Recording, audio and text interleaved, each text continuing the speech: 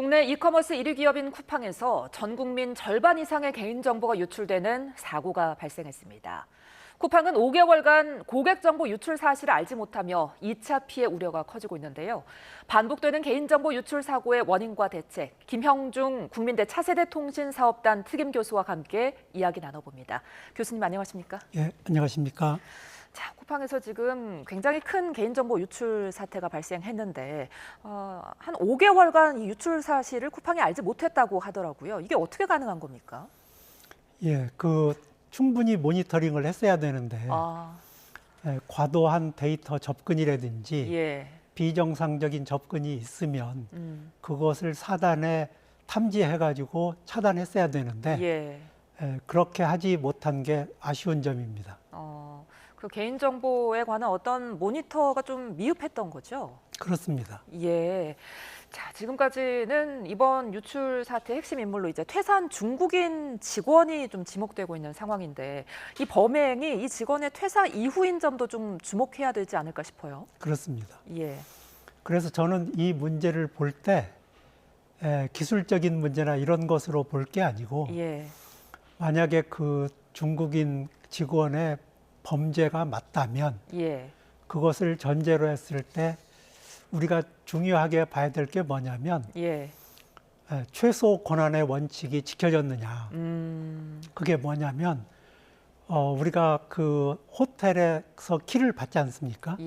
키를 받으면 자기 방하고 자기가 이용할 수 있는 그런 시설에만 문이 열리거든요.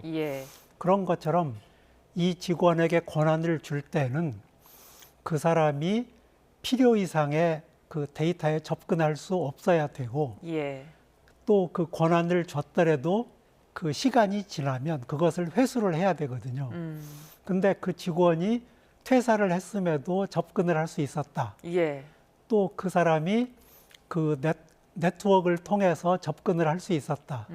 이런 것으로 보면 얘는 그 기술적인 문제가 아니고 그 관리상의 그 최소 권한의 원칙을 지키지 못해서 이건 굉장히 심각한 문제가 될 수 있다. 그렇게 생각을 합니다.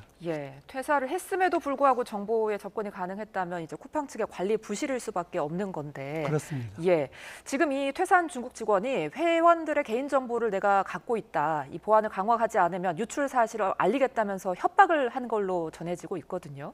그렇다면은 이 직원이 이 개인 정보를 제3자에게 판매했을 가능성도 좀 있지 않을까요?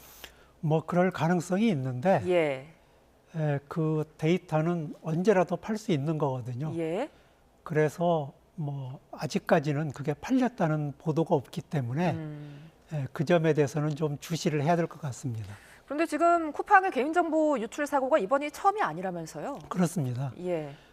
거기 뭐 그 시스템 관리 오류로 해가지고 개인정보가 뭐 화면에 뜬다거나 아니면 중국의 데이터를 그 넘기면서 그 알리지 않은 사실이라든지 뭐 이런 여러 가지 그 사고가 있었는데 그 사고하고 이거하고 비교하면은 그것은 아주 그 어떻게 보면 사소한 사고이고 얘는 그 미국에서 2019년에 있었던 굉장히 큰 그 개인정보 유출 사고가 있었거든요.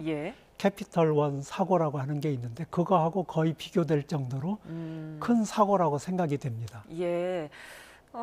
그런데 그 전에 이제 유출 사고들이 뭐 이번에 비해 사소했다고 할지라도 이렇게 유출 사고가 반복이 됐었다면 이에 대한 어떤 처벌이 좀 미흡했던 건 아닐까요? 그런데 그때는 이제 데이터의 그 유출 그 규모라든지 또 그 중요성이라든지 그런 것이 그때하고 이때하고 이제 좀 다르고 그때도 뭐 그냥 넘어간 건 아니니까 그런데 이번 사고는 그때하고 다르게 이건 직원 관리의 그 문제일 수 있다면 그러면 그런 점에서 그리고 또 유출된 정보의 규모가 그 3천만 명 이상이 되고 또 그 유출된 정보도 굉장히 그 민감한 정보일 수 있기 때문에 그런 점에서 이제 이 확연히 차별이 된다고 생각을 합니다. 그동안 개인정보 관리가 좀 소홀했다고 볼 수밖에 없겠네요. 그렇습니다. 예. 그런데 쿠팡의 경우에는 지난 2021년 그리고 2024년 두 차례나 국가인증제도인 ISMSP를 통과를 했거든요. 예. 이 인증 취득이 어떤 개인정보 안전을 지금 보장하지 못하는 모양새예요. 그러니까 어떻게 보면 최소 요건을 갖추라는 거거든요. 예. 그래서 시스템적으로나 관리적으로 그런 것을 다 만족시켰기 때문에 인증을 받지만 예. 아까 말씀드린 것처럼 그런 권한을 적절히 배분을 했느냐, 관리를 했느냐, 예. 이런 관점에서 보면 앞으로 그 ISMSP 같은 것도 예. 이번 사고의 그 여파를 충분히 이제 반영을 해야 될 것으로 생각합니다. 그렇다면 어떤 이 최소 요건이라는 부분에 대해서 수준을 좀 높여야 될 필요성도 있겠군요. 그러니까 그렇게 하려고 그러면 예. 정보에 접근할 수 있는 사람의 역할, 그다음에 그 사람에게 줘야 될 적절한 권한, 예. 이런 게 이제 잘 분류가 돼 있어야 되는데 그게 미흡했던 것 같고요. 예. 그 말씀해주신 접근할 수 있는 기간 말이죠. 예. 그러니까 이 토큰 서명키 유효 기간을 한 5에서 10년 정도를 길게 지금 유지시킨 게 또 문제인 것 같은데 정확히 이게 어떤 문제인 겁니까? 그러니까 한번 그 권한을 획득하면 예. 그 기간 내에는 무슨 일을 해도 되는 거거든요. 그래서 그 기간을 그렇게 이제 길게 줘야 되는가? 예. 이 사람이 그 부서를 옮기거나 그러면 예. 그러면 이제 그 권한을 회수해야 되지 않습니까? 그렇죠. 그런데 이 경우에는 퇴사를 했음에도 그 권한이 살아 있었다. 예. 그렇다고 그러면 그 권한 관리가 안 돼 있었다는 거죠. 어떻게 보면 인재인 것 같은데. 그렇습니다. 예. 이번에 그런데 이 해킹 사태를 KT 해킹 사태와 비교하는 모습도 있습니다. KT의 펨토셀 관리 부실 문제와 비슷하게 보는 시각도 있던데 교수님은 어떻게 보세요? 그것은 좀 차원을 달리 해야 되는데 그것은 뭐 시스템의 문제일 수도 있고 예. 또 그 이번 그 쿠팡 사건은 계속 제가 말씀을 드리지만 그 권한 관리의 문제였거든요. 그래서 두 개를 같이 보는 것은 좀 안 되고 예. 그다음에 이게 뭐 예를 들어서 나중에 소송을 한다고 해도 예. 그 소송에서 무엇을 중점적으로 볼 거냐 예. 이런 문제에도 영향을 미치기 때문에 예. 사실 제가 뭐라고 이렇게 막 이 얘기하기가 좀 그 어려운 점도 있습니다. 그렇다면 교수님이 지금 계속해서 지적해 주신 접근 권한, 이 서명키만 갱신을 했다면 이런 대규모 유출 사태는 막을 수 있었을까요? 서명키를 뭐 관리를 한다고 해도 예. 서명키도 이제 중요하죠. 예.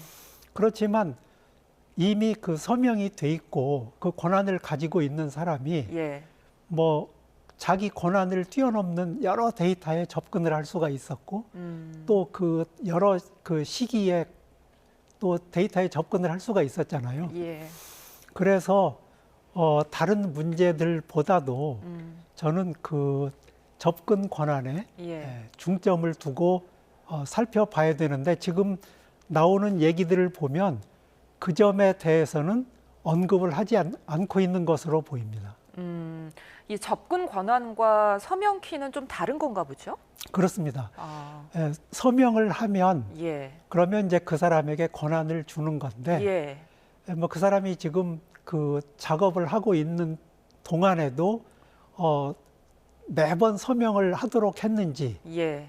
또 퇴사한 다음에도 서명을 하도록 했는지 지금 서명 안 하고 그 사람이 이제 그 서명 권한이 있어가지고 예. 서명을 하고 들어가면 그 다음에 이제 그 다음에 생기는 문제가 접근 권한이거든요. 그래서 이렇게 보시면 됩니다. 자, 이 사이트를 당신이 이용하고 싶으면 예. 당신의 아이디와 패스워드를 입력해라.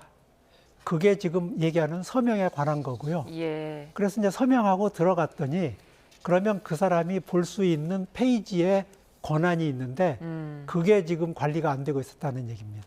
근데 지금 이제 쿠팡이 5개월간이나 유출 사실을 몰랐다고 하는데 초기에 좀 대응을 못한 거잖아요. 그렇습니다. 이렇게 초기 대응을 하지 못했을 때는 어떤 위험이 추가로 있는 걸까요? 그러면 처음에 여기서 발표할 때 뭐 4천 건 정도가 노출이 됐다고 예. 얘기를 했지 않습니까? 예. 그랬다가 갑자기 3천만 건이 노출이 됐다고 얘기를 했는데, 자, 이것은 개인정보 지금 노출에 대한 것만 그렇고 그 사람이 어느 곳에 들어가서 무슨 데이터를 또 탈취했는지도 지금 모르는 겁니다. 그래서 이 사람이 무슨 일을 할 수 있었고 그 권한을 뛰어넘었는지에 관해서 지금 조사를 해야 되는 겁니다. 이제 쿠팡은 신용카드 같은 결제 정보는 노출되지 않았다 이렇게 해명을 내놓고 있는데 그래도 지금 뭐 이름이나 전화번호, 주소, 구매 기록 같은 거는 이미 털렸다는 거잖아요. 그렇습니다. 이 부분만으로도 많은 걸 할 수 있을 것 같은데 예상되는 2차 피해는 어떤 게 있을까요? 뭐 이제 제일 우리가 쉽게 생각할 수 있는 게 이제 그 보이스피싱이고요. 그거 이상으로 뭐 다른 것을 할지는 모르겠지만 그렇지만 그것은 이제 쿠팡과 관련된 거고요. 예. 이 사람에 대한 개인 정보가 지금 많이 노출이 됐는데 예. 또 다른 곳에서 노출된 정보와 결합을 하게 되면 그러면 뭐 은행에서 사고가 터진다든지 예. 뭐 이럴 가능성이 있는 겁니다. 그렇다면 지금 이 시점에서 개인정보를 유출당한 고객들은 어떤 대처를 좀 해야 될까요? 지금 정부에서도 이제 여러 가지 이제 정보를 알려주고 있지 않습니까? 예. 당신은 뭐 이런 일을 하십시오 하고 이제 권고하고 있는 거, 그것을 잘 따르는 거 외에는 뭐 따로 할 수 있는 일들이 없습니다. 이렇게 되면은 정부나 기관에서도 좀 대책을 대책을 내놔야 되지 않을까요? 이제 이번 사고를 이제 배경으로 삼아 가지고 예. 아까 얘기했던 뭐 ISMS 인증 절차라든지 뭐 이런 것을 개선하고 뭐 해야 되고 예. 개인정보가 이렇게 자주 유출이 되고 있는데 예. 이제 관리상에 지금까지 놓친 것들이 없었는지 예. 이런 것을 이제 점검을 해야 되겠습니다. 그러니까 말씀해 주신 것처럼 잊을만 하면 개인정보 유출 사태가 터지면서 이제 개인정보는 뭐 공공재가 돼버렸다 이런 말까지 나오는 상황이잖아요. 이 부분에 대해서는 어떻게 보세요? 우리가 이제 디지털 세상에 살다 보니까 예. 그것은 이제 피할 수 없는 일인데 피할 수 없더라도 예. 그 피해가 최소화되도록 정부에서는 이제 관리를 잘 해야 됩니다. 그러니까 유출 사고가 크게 증가한 이유는 뭐 이제 디지털 세상이 됐기 때문이다 이렇게 보시는 건가요? 그렇습니다. 자, 근데 이제 피해자들 중심으로 불매나 집단 소송 움직임도 나타나고 있는 상황이잖아요. 지금 여태까지 이런 소송 사례를 볼 때 승소할 가능성이 좀 높지 않을까요? 아까 말씀드린 것처럼 예. 어떻게 이제 접근을 하느냐의 문제인데 지금까지 소송에서 패했던 이유는 뭐냐면 예. 정보를 유출시킨 곳에서 우리는 최선을 다했다. 그러면 이제 소위 말하는 세이프 하버가 이제 적용이 돼가지고 그랬거든요. 예. 이번에 이제 이게 기술적인 문제인지 관리적인 문제인지 여기서 접근을 하면 좋은데 예. 한국에서는 집단 소송이 승소한 예가 거의 없습니다. 그게 좀 안타깝습니다. 예. 자, 그렇다면 끝으로 이 질문 드릴게요. 반복되는 이런 개인정보 유출 사고를 막기 위해서 어떤 대책을 세워야 될까요? 그것은 우리가 다 같이 함께 지혜를 모아야 될 수 있는 거지. 예. 제가 뭐 해결책을 여기서 제시할 수 있는 그런 간단한 문제는 아니라고 생각을 합니다. 알겠습니다. 이제 이 부분에 대해서 사회적인 논의가 좀 더 깊게 필요한 시점이지 않을까 싶네요. 지금까지 김형중 국민대 차세대 통신사업단 특임 교수와 함께했습니다. 오늘 말씀 고맙습니다. 예, 감사합니다.